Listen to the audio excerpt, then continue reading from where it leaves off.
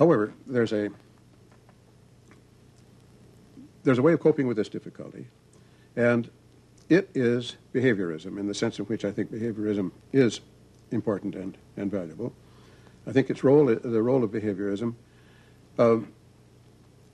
is the legitimation of mentalistic terms without having to go through the indirect and, in fact, impracticable channel of neurology.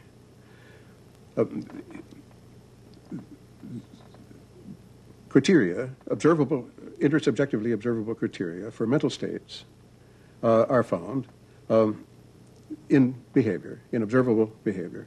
And that would include verbal behavior, including verbal behavior, yes. And insofar as such criteria are available, we do have the benefits of natural science after all, and this is without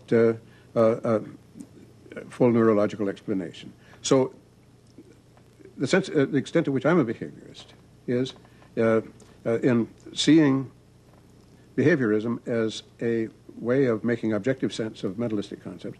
I don't identify the mental states with the behavior. I identify the mental states, rather, with neural states. Nor do I regard behavioral accounts as, in the last analysis, explanatory of the mental states, mental phenomena. I think that full explanation of these is to be found, rather, at the neurological level. In other words, you're saying that behaviorism is not an explanation of the kind of problems with which the philosopher deals, but a way of formulating them. I mean, it's a kind of language in which the problems should be couched or formulated before we then go on to try and provide solutions. Exactly, yes.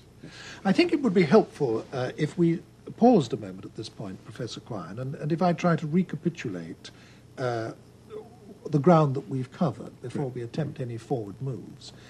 I started this discussion by asking you what you regarded as the central tasks of philosophy, and you not only said what you thought philosophers ought to be doing, you also said what you thought they ought not to be doing, and you ruled out a number of questions, but you grouped the questions that you thought philosophers ought to concern themselves with under two main heads. The first head being questions about what exists, what does reality consist of, and the second group being what can we know about this and how can we know and what can we say about it and so on. Now, from that point onwards, we've been pursuing the first of those two groups of questions. And you've said that in your view of reality is physicalist. You think all reality consists in physical entities, that there are not minds separate from physical entities, and that the notion that there are leads us into all sorts of conceptual confusions, which you think a behaviorist analysis liberates us from. I'd like us now to start going over to questions of the second kind, because we were beginning to get into them already, and that's why I thought it time to stop and reassess where we were. Can we now move into the second area of how we acquire knowledge of this physical world in which we find ourselves? Good. One correction I would make, though, my position is not that there are only physical objects. There are also abstract objects. But these abstract objects are not mental. It's important to make that distinction, isn't it? That's you don't believe in the existence of minds that's separate from physical things, exactly. But you do believe in the existence of certain abstract entities. Yes, like numbers notably. But I think you need to explain that a bit. If you are a physicalist, how can you justify your belief in the existence of abstract entities at all? The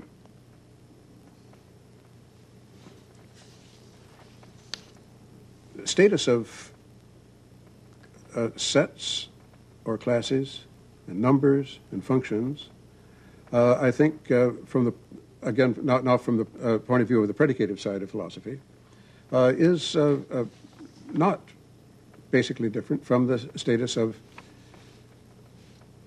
hypothetical entities such as elementary particles in physics. In both cases, it's a matter of framing hypotheses which imply our past observations, which imply future observations under specifiable conditions, which would then serve to corroborate or refute these hypotheses. And these general hypotheses contain reference not only to the ordinary observable objects, but also to many auxiliary objects, we might say, in the way of unobservable physical particles, and also in the way of numbers and functions, because these come into the formulations, into the hypotheses of a quantitative kind, and even classes or sets. The biologist speaks of genera and species of organisms, and all these entities are furniture of the world, posited on an equal footing in our system of the world. Well, you say on an equal footing, but it does seem to me that there is a very important difference between the sense in which subatomic particles are unobservable and the sense in which, say, numbers are unobservable. And subatomic particles are bits of stuff, but it just so happens, perhaps because of the accident of our optical apparatus, that they're bits of stuff which are too small for us to see. But if we had microscopic eyes, or supermicroscopic eyes, perhaps we could see them, and if we had different kinds of fingers, we could pick them up. I mean, they are bits of material. But numbers aren't bits of material, however small, are they? I mean, they are, as it were, abstract through and through. There is nothing but abstraction to them. It's true that there's this discontinuity, but the continuity of ordinary observable objects with the elementary particles is rather more tenuous than had once been supposed, because an elementary particle is too small, for instance, even in principle, to be detected by light, because it's smaller than any wavelength. Furthermore, the behavior of the elementary particles is basically unlike that of larger bodies, so much so that it's, I think, only by courtesy that they're called material. The indeterminacy with respect to whether two segments of paths of an electron are segments of path of the same electron or two different ones. Indeterminacies of position, the antithesis between wave and corpuscle as in the interpretation of light, and other anomalies, something called the Bose-Einstein statistic, all suggest that the analogy of body is an analogy that was useful for extrapolation up to a point, but then the reshuffling, the evolution of hypotheses in the light of further experimentation and further refutations have finally carried us to the point where where the continuity is no longer so evident. I would like to leave that particular point there, Professor Quine, because I want to step back 3 paces in our discussion and take up something which strikes me as being of very much more general interest, that we were talking about a moment ago, and then we got slightly sidetracked, and I think it was partly my fault that we did.